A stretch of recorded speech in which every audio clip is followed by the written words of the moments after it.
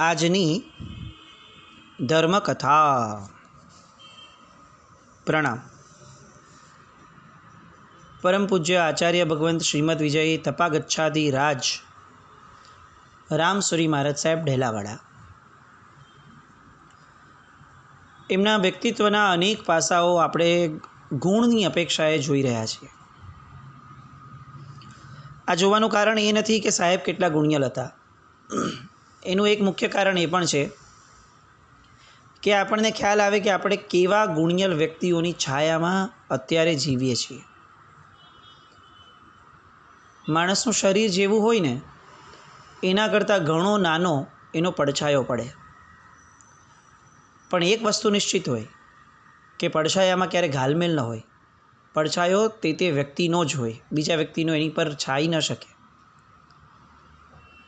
આપણું કામ આવા મહાપુરુષોની છાયામાં જન્મ્યા છીએ તો એમનો પડછાયો બનવાનું હોવું જોઈએ.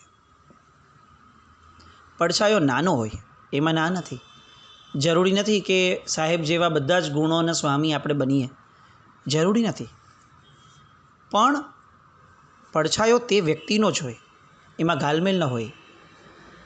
આ બધા વ્યક્તિઓના ગુણો ગાવાનું કારણ આ છે કે એમાંથી આપણે આપણી જન્માંતરીય સાધના, આપણો ગમતો યોગ એ બધાને પકડી અને એમાંના એવા ગુણોને આપણે બ્લોટ કરીએ, આપણે ખેંચી લઈએ કે જે ગુણો આપણા જીવનની અંદર ઉઘાડ પામે મૃત્યુ પર્યંતમાં, અને મનુષ્ય ભવની કંઈક સફળતાના આપણે એટલીસ્ટ થોડા ઘણા સાર્થકતાના ભાવમાં મૃત્યુ પામીએ તો સમાધિ બી મળે.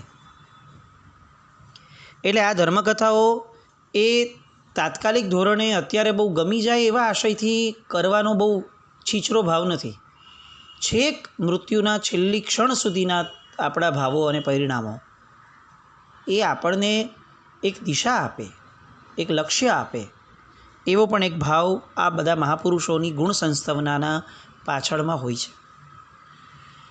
પૂજ્ય આચાર્ય ભગવાન અનેક અનેક અનેક ગુણોના સ્વામી. કેટલાક ગુણો તો આપણી પોતાની દૃષ્ટિમાં જ નથી, એટલે આપણે સમજી જ નથી શકતા કે આ પ્રસંગમાં આવા ગુણનો ઉઘાડ છે.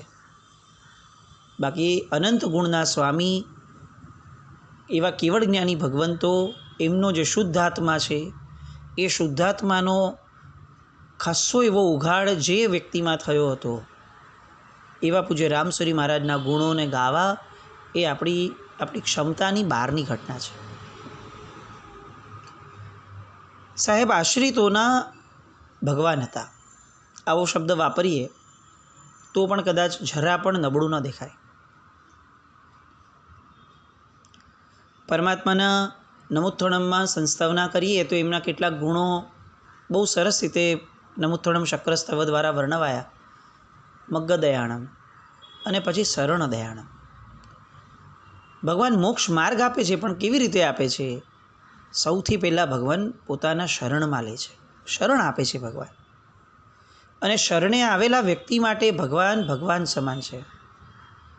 બોહિ દયાણમ. ભગવાન એને સમજણ આપે છે. ફક્ત શરણ આપી ન દે, સમજણ પણ આપે. અને જે સમયે જે જરૂરી હોય એ બધું જ આપે એ ભગવાન. એક સાધ્વીજી ભગવાન દીક્ષા થઈ એ પૂર્વે એન્જિનિયર હતા, અને એન્જિનિયરિંગના કાર્યો કરતાં કરતાં કોઈ એક વ્યક્તિ સાથે ડીલ કરવાની આવી હતી. તે ડીલની અંદર નિષ્ફળતા મળી, પણ પેલા ભાઈ જે બહુ કપટી હતા, જેના કારણે જ ડીલ ફેલ થઈ હતી, એ ભાઈ જૂનું વેર વાળવાની બહુ મોટી ખેવનાવાળા હતા. આ બાજુ એન્જિનિયરના પર્યાયમાં રહેલા આ મુમુક્ષુ આ જીવને મહાત્માઓ આકર્ષ્યા અને એમણે ચારિત્ર જીવન ગ્રહણ કરવાનો પ્રસંગ થયો. દીક્ષા લીધી, 1-2 વર્ષ જેવો સમય વીત્યો, પણ હવે પેલો જે માણસ હતો એ માણસને આમના પ્રત્યેનું વેર ફરીથી જાગૃત થયું. હવે પહોંચેલો માણસ હશે એટલે આ સાધ્વીજી ભગવાનનું ગ્રુપ 4 ઠાણાઓનું. તરત એમણે ચેક કરાવડાવ્યું કે ક્યાં ગયા, દીક્ષા લીધી તો શું, અજૈન માણસ હતો એટલે કે બહુ મોટો એમાં એને પાપ ભીરુતાનો ભાવ હોય એવું જરૂરી ન હતું. એટલે ગોત્યું કે ક્યાં છે, અને આ 4 સાધ્વીજી ભગવાન જ્યાં હતા ત્યાં આવી અને બહુ જ નબળા શબ્દોની અંદર ધમકી આપીને ગયો કે તમે મારી આ ડીલ ફેલ કરાવડાવી હતી, તમે એ સમયે મને પૈસાનું નુકસાન કરાવડાવ્યું હતું, હવે હું તમને લોકોને છોડીશ નહીં, તમે બહાર નીકળીને દેખાડો, જુઓ તમારી સાથે શું થાય છે. ગભરાટ આવી જાય, એમાંય વડીલ મહાત્માઓ હોય સાથે એટલે ઘણો ગભરાટ આવે. આવો પહોંચેલો માણસ હોય અને આવી રીતે ધમકી આપી જાય એટલે ગભરાટ વધે જ. એ વસ્તુ વ્યાજબી છે, પણ કેવું કોને? સાધ્વીજી ભગવંતો માટે આશ્રય સ્થાન સમૂહ જો કોઈ હોય તો એ એમના ગુરુ હોય. આપણે ત્યાં સાધ્વી ગણનાયક નામનું એક પદ છે. આ પદનો જે ભાર છે એ એટલા માટે નથી મહત્ત્વનો કે તેમણે સાધ્વીજી ભગવંતોના ચાતુર્માસ વગેરે કે તબિયત વગેરેનું ધ્યાન રાખવા માટેનું કોઈ એક વ્યક્તિને બરાબર એ જવાબદારી મળે એટલા માત્રથી આ પદ અટકતું નથી. યોગ અને ક્ષેમ આ બંને માટે છે. એમના ભાવો પણ બદલાય નહીં કે બગડે નહીં, એનું ધ્યાન પણ આ પદ પર રહેલા મહાત્મા આચાર્ય ભગવંતને સોંપાય છે.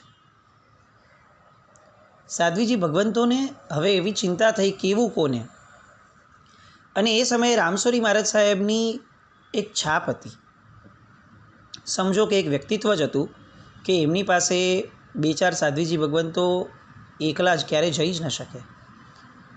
એમની આભા જ એવી, કડકાઈ એવી, અને આ ગુણ એમને દાદા ગુરુ મહારાજ ધર્મ વિજયજી મહારાજ સાહેબ પાસેથી મળેલો.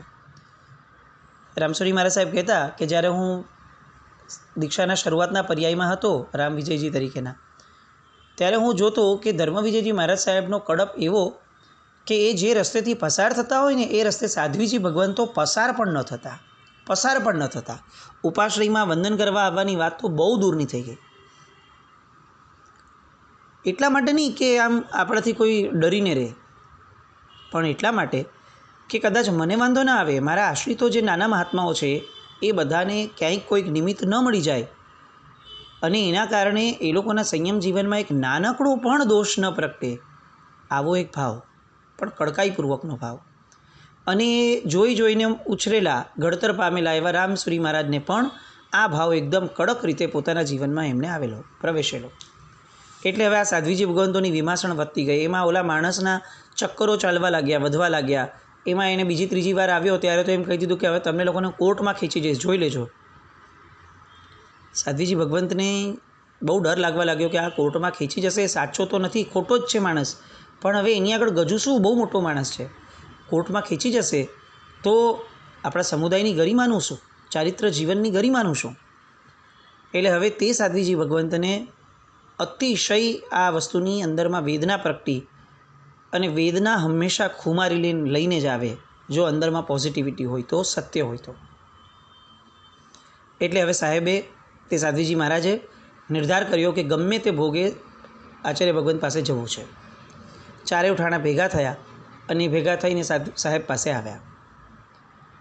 જેવા 4 જણા એકલા આવ્યા, સાહેબની કડક નજર એમના પર ફરી.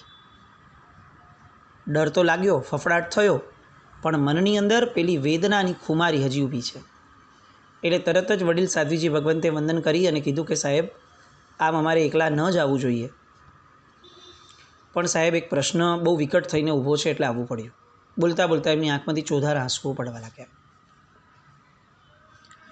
આંસુઓથી પીગળી જાય એ જ મહાપુરુષ, જે ક્યારેય કોઈના આંસુઓ ન જોઈ શકે એ જ મોક્ષે જઈ શકે. આ ન્યાય રામસુરી મહારાજ સાહેબના જીવનની અંદર પણ અકાટ્ય રીતે હતો. અને એટલે તરત જ સાહેબ પીગળી ગયા. તરત જ કંઈ પણ પૂછતા પહેલાં તરત સાહેબે એમને કીધું કે તમે ચિંતા નહીં કરો, જે પણ તકલીફ હોય બહુ જ ખુલ્લા દિલે શાંતિથી વાત કરો, હું બેઠો છું, બધું સારું થઈ જશે. એક બાપ તરીકેનો રોલ પ્લે સાહેબનો શરૂ થયો. પહેલાં સાધ્વીજી ભગવંતને થોડી હૂંફ મળતા એમને હિંમત પ્રગટી અને એમણે આખી આ મેટર કીધી કે સાહેબ આવી રીતે આ ભાઈ આવી જાય છે અને કરે છે. સૌથી પહેલાં સાહેબ ગુસ્સે થયા. પેલા સંઘના જે આગેવાનો કે કાર્યકર્તાઓ હતા એમને બોલાવવાનું સાહેબે નક્કી કર્યું.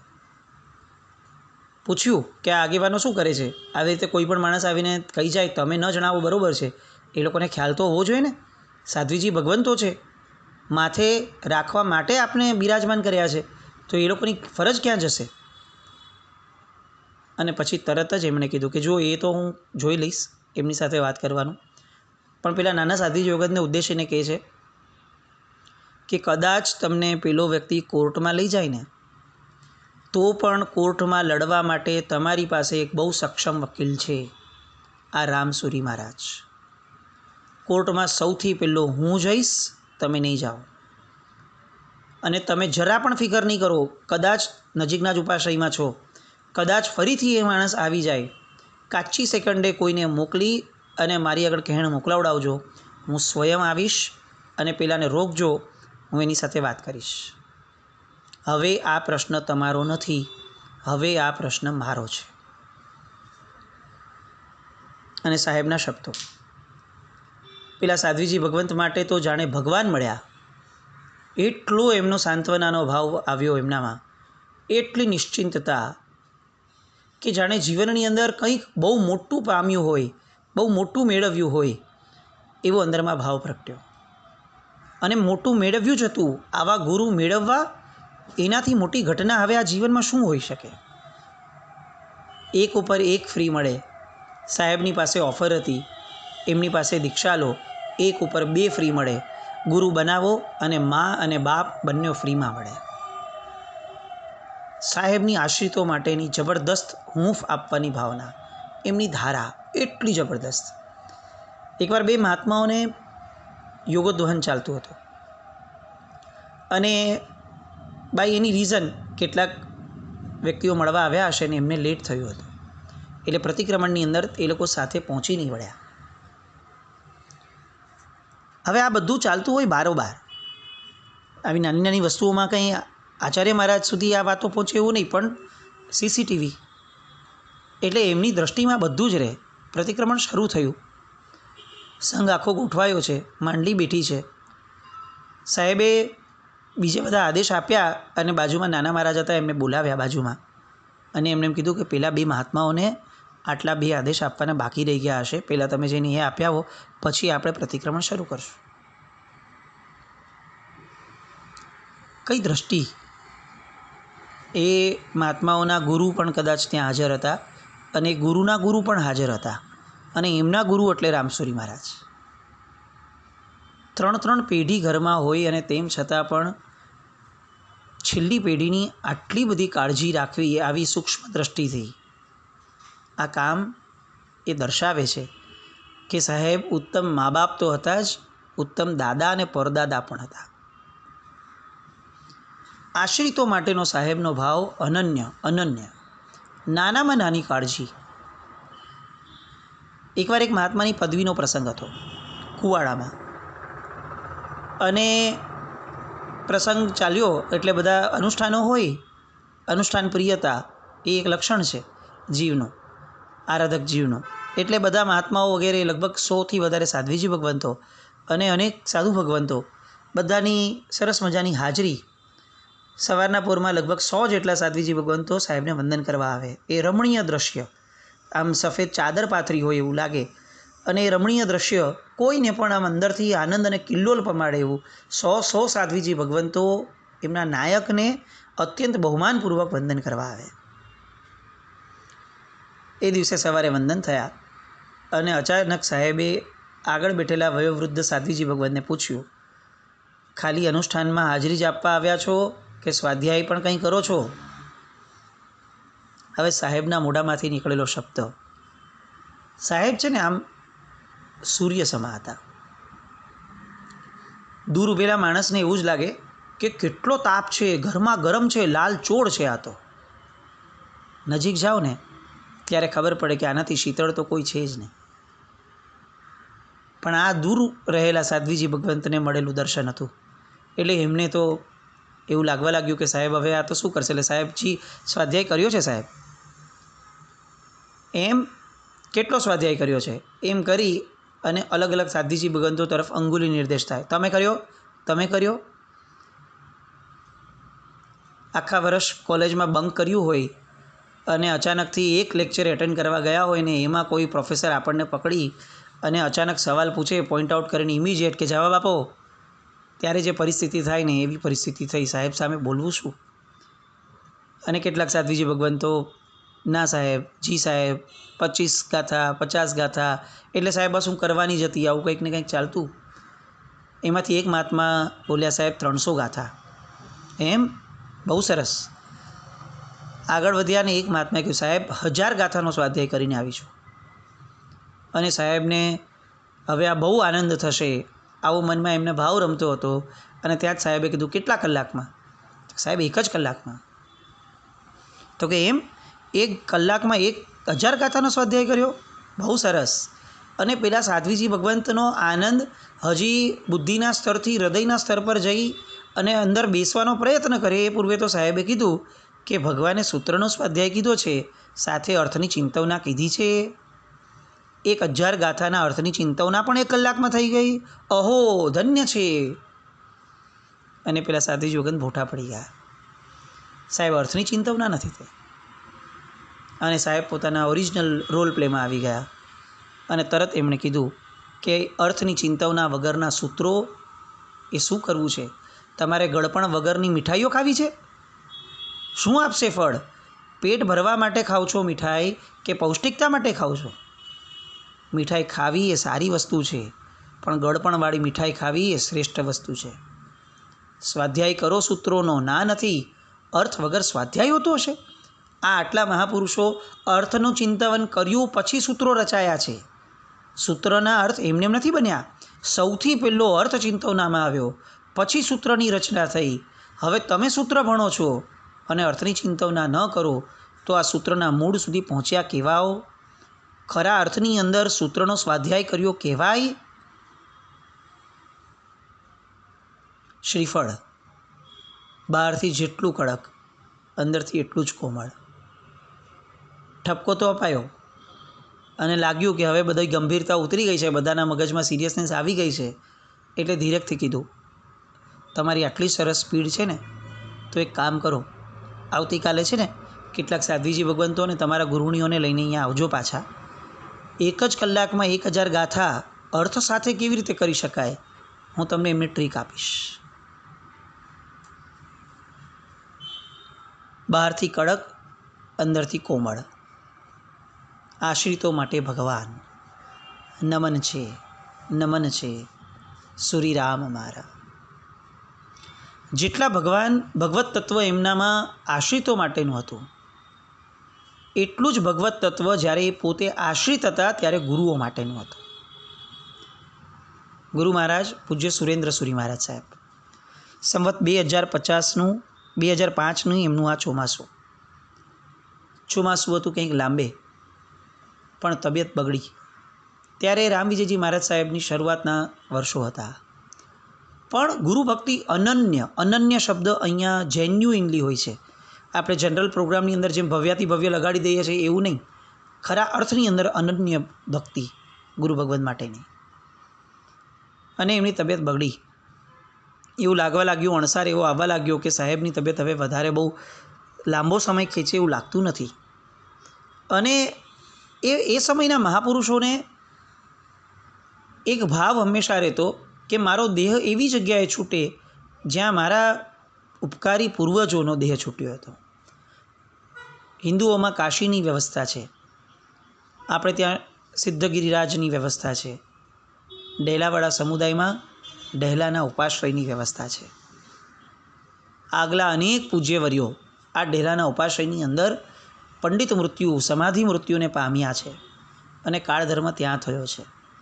સુરેન્દ્ર સુરી મહારાજ સાહેબને પણ આ ભાવ પ્રગટ્યો કે ડેલાના ઉપાશ્રયમાં જો જવાનું થાય તો બહુ સારું. ચાતુર્માસને બહુ થોડો સમય બાકી હતો અને તકલીફ એ થઈ કે એ સમયે ત્યારે ડેલાના ઉપાશ્રયમાં વારાઓ હતા, અલગ અલગ સમુદાયો. સતયુગ નથી, કળયુગ છે. પરિસ્થિતિઓ અત્યારે જેવી છે એનાથી કંઈ બહુ બેસ્ટ પહેલાં પણ હતી એવું માનવાને બહુ સ્થાન નથી. એટલે ડેલાવાળાના ઉપાશ્રયની અંદર રોટેશન મોડ હતો. આ વખતે આ સમુદાય તો આ વખતે બીજા સમુદાય, એના પછીના વખતે ત્રીજો સમુદાય, એવી રીતે રોટેશન મોડની અંદર ત્યાં ચાતુર્માસો થતા અને એ રોટેશન મોડની અંદર એ વર્ષે અન્ય સમુદાયના બીજા મહાત્માનું ચાતુર્માસ, તિથિ અને બીજી સામાચારી અને માન્યતાઓ બધું સિમિલર હતું, પણ સમુદાય અલગ હતો. રામ વિજયજી મહારાજ સાહેબને ચાનક ચડી. સુરેન્દ્ર સુરી મહારાજ સાહેબ ભલે બોલતા નથી ગુરુ મહારાજ, પણ એમના મનમાં નિશ્ચિત વાત છે કે એમને હવે રાજનગર ડેલાના ઉપાશ્રયે જવું જ છે અને જવાનો ભાવ થાય તો એ ખોટું પણ નથી. કેમ આવું ન થાય? રામ વિજયજી મહારાજ સાહેબે તાત્કાલિક ધોરણે ત્યાં કેવડાવ્યો. ત્યાંના જે મુખ્ય ટ્રસ્ટીઓ હતા એ લોકોને આ સદભાવ તો હોય જ. ડેલાવાળા સમુદાયના ગચ્છનાયક, એમના માટેનો સદભાવ કોના મનમાં ઉણપવાળો હોય. પણ રામ વિજયજી મહારાજ સાહેબે તરત એમને કીધું કે તમે જેમનું ચાતુર્માસ થવાનું છે એ મહાત્માને ખાસ જાણ કરો, એમને પૂછી જુઓ, એમની વિનંતી, એમની આજ્ઞા થવી જોઈએ, એમને રૂચવું જોઈએ તો આ કરીએ. પણ એક વસ્તુ નક્કી રાખજો કે ગમે તે ભોગે ચાતુર્માસ તો મારે કરાવવું જ છે. એટલે ઔચિત્ય પૂરતું જે પણ વિનય પૂરતું કરવા જેવું લાગ્યું એ એમણે તરત ઇન્સ્ટ્રક્ટ કરી દીધું કે તમે એમને પૂછી જુઓ. પરિસ્થિતિ દર વખતે સરળ નથી હોતી. પેલા મહાત્મા કે જેમનું ચાતુર્માસ નક્કી હતું એમણે જવાબ આપવાનો ટાળ્યો. હું થોડાક દિવસમાં કહું, હું આમ કરું, એમ કરીને સમય કાઢ્યો. રામ વિજયજી મહારાજ સાહેબ વોઝ પ્રિટી ક્લિયર. એમણે કંઈ પણ દીધું હતું કે એક વસ્તુ નક્કી સમજજો કે ચાતુર્માસ તો ત્યાં જ થશે. એટલે આ લોકો આગળથી જ્યારે બહુ વ્યવસ્થિત રીતે જવાબ ન મળ્યો, સાહેબે વિહાર શરૂ કરી દીધો. રાજનગર આવવા માટેના જેટલા પણ ડગલાઓ માંડવાના હતા એ ડગલાઓ પગલાઓ બધું જ માંડવાનું શરૂ થયું. પૂજ્ય સુરેન્દ્ર સુરી મહારાજ સાહેબની તબિયતનું વચ્ચે વચ્ચે જ્યાં જ્યાં જેટલું ધ્યાન રાખવાનું આવે એ બધી જ રીતના ધ્યાનનું પ્લાનિંગ પણ થયું. વિહાર શરૂ થયો. રાજનગર પહોંચે એ પહેલાં કેટલીક ઘટના થઈ એ તો ઠીક છે, પણ રાજનગર પહોંચ્યા પછીથી એટલી બધી ઘટનાઓ થઈ.